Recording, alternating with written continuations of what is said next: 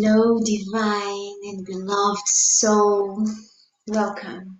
Welcome to the video number 3 of our series about grief and overcoming the loss of a beloved companion animal. That for many of us is part of our family and it is like a child. The previous videos we talked about important things. If you didn't watch them yet, make sure that you make the time to watch them. All of them, all this series has been made to support you to my best, to my guide's best. So there's much happening beyond of what we can have a conversation about. Their activations and healing, energetic, spiritual, and there is a lot of energy being moved for your highest good. You just need to allow and be open to receive beyond of what we're talking here. Today we're talking about the stages of grief. And it's important, as everything we talked before, to know and to understand, because more than we understand what's going on and are aware of the process, easier it is to navigate what's happening. Easier it is that to digest and understand that this is part of the process and everybody goes through that. That does not mean that there's a right way or wrong way or this should happen like that or not like that. On the contrary, like we talked before, grief is very particular, it's non-linear, and it might come as waves, and I see that happening with the stages as well. So you might notice these stages overlapping, and that's normal. Offer yourself a judgment-free space of love and acceptance and compassion to nurture your body, mind, and soul to navigate everything that is happening. But to know that understanding what's going on helps to navigate what's going on. So the Dr. Elizabeth Kubler-Ross wrote a book about the 5 stages that we're going to talk here. And then I found a 6th stage of grief with David Kessler, which is really interesting. So we're going to talk about the 6th one as well today. The first stage of grief is denial. And this can happen before or after the transition of your beloved animal. It might happen before, like we talked in the video, the last video, when you are having a anticipatory grief. It might happen after the death of your companion animal, your family animal, because that's part. There is only so much that one person can handle at a time, can digest and can hold on. So denial is part of navigating it. It's a self-defense mechanism. It's part of trying to protect yourself. Some people might say like, oh, this person's being delusional or too positive or whatever it is. Know that that's part of trying to survive whatever is going on. So for me, I noticed that this happened before Honey died, much more than after her death. But I did try my best not to accept that she was about to do the transition, even though deeper down I knew already by the signs and by everything that was happening. But this is a big thing, because if you notice the denial stage, or when you notice it, give yourself love, because it's what we talked about. The world, the way that you know and knew, no longer exists. So it's a lot to process, and it's such a significant loss, a big loss, a loved animal. So give yourself the acceptance in the process, and do not judge, do not feel bad in any way about going through this denial. The second stage is anger. And this can show in so many different ways. People might feel anger towards themselves, towards our beloved animals, their beloved animals, before or after the death, professionals that could be doing more or could have done different, and it's it's normal to feel anger. And actually, anger is a way to start to reconnect with the world, with people. It's still a defense mechanism. It's still a way that our human way and brain and biology process all these overwhelming emotions and circumstances. So allow yourself to feel, and allow yourself to exercise when you're feeling the anger, to journal, to talk to yourself or to someone that you trust, a professional if you feel that you need, and put it out there, let it out so you can move on from it. All right. The other one is bargaining. And this also can happen before and after the death, the transition of our animals. When it happens before, I noticed that can have a little bit of a negotiation with the universe, God, source of all. If my animal heals, I will do this, I will live like that, I will change this, I will not do that anymore, and so on and so on. But also it can happen after. And usually when the bargaining comes after the death, it also comes with a lot of guilt and all the questioning and what if moments. What if I had done that earlier? What if I had done that later? What if I had not done something? What if I had tried something different, and so on and so on? So that's normal.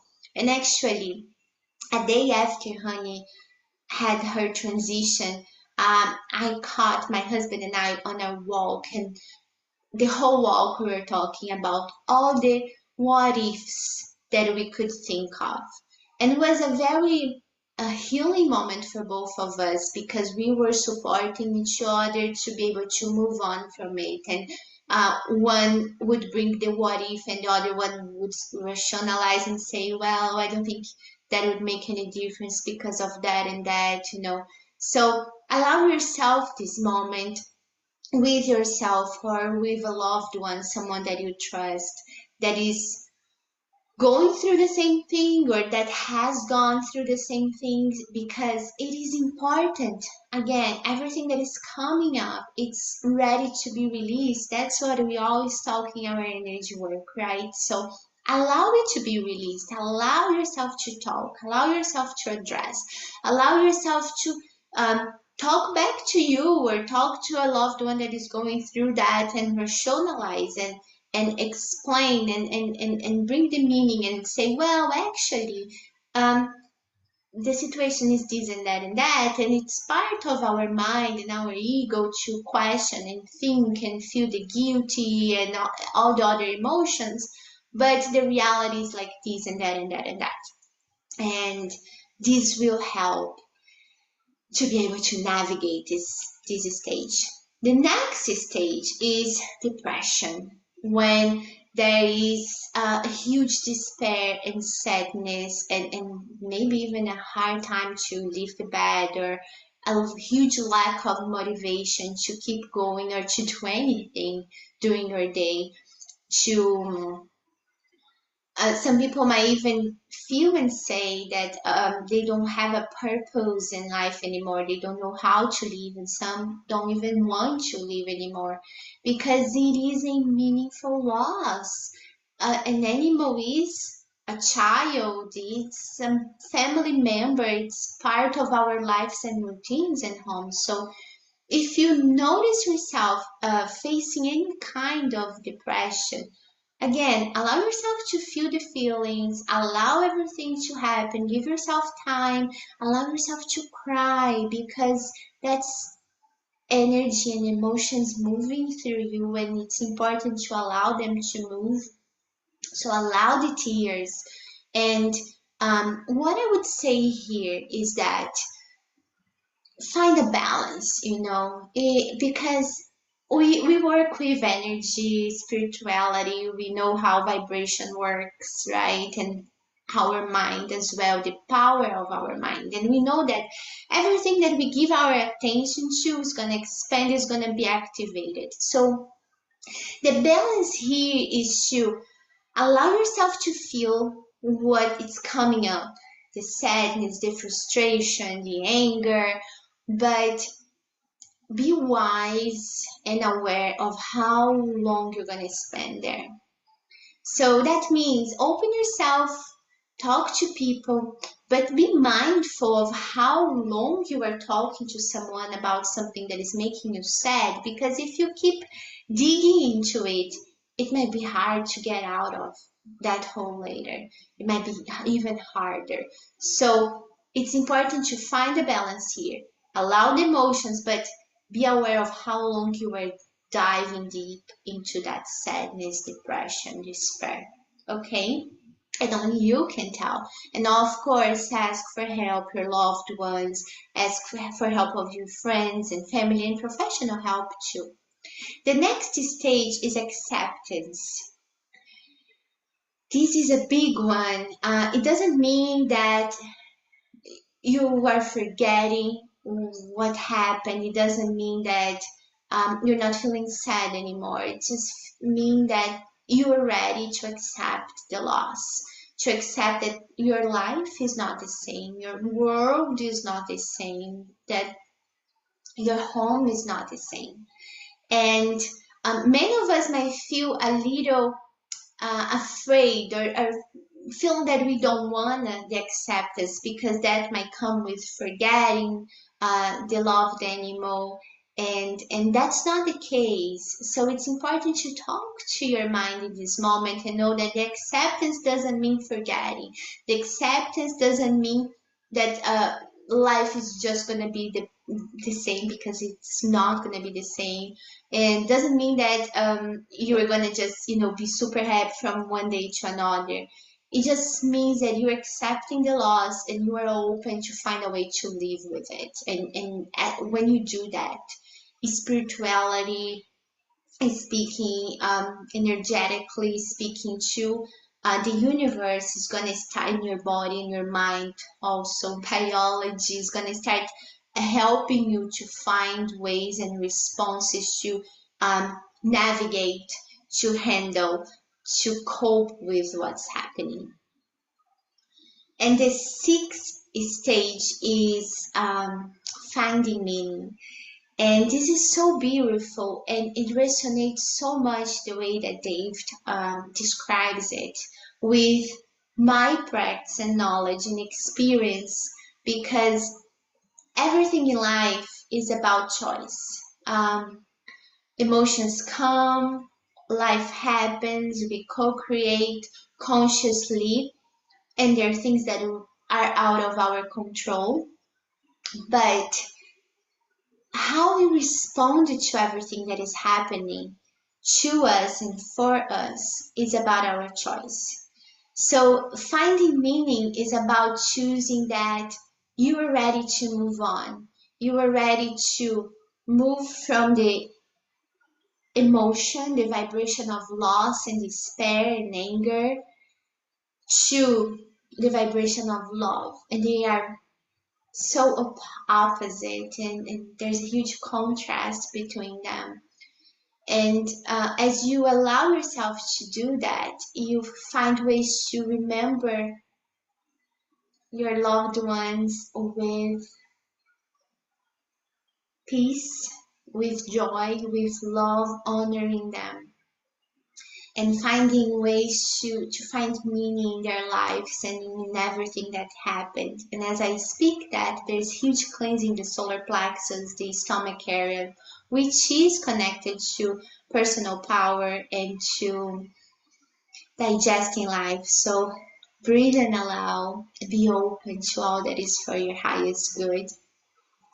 And this is a beautiful stage. It happens on the time, again, on your time. There's no right or wrong time, but just know that this is a possibility. We're going to talk deeper about that because I had huge and meaningful insights that helped me to move on from the loss to love to gratitude. And it's not because something special about me. It's just because I wanted to communicate with Honey and I was missing her enough, and my guides guided me on those moments, and I want to share further down the road that with you too. So be mindful that the grief should change and should it's expected to move from one stage to another. Again, there's no right or wrong, nothing is set in stone here, but if you notice that things are not changing, if you notice that your grief is not being normal, maybe you want to ask for help. And there are many coping mechanisms, and one of the videos that we have further down is about practical ways to deal with that I'm going to share everything I did and everything I can with you. But what I would say now is nurture yourself, nurture your body, your mind, your soul. Give yourself the nutritious food, exercise, meditation, pray.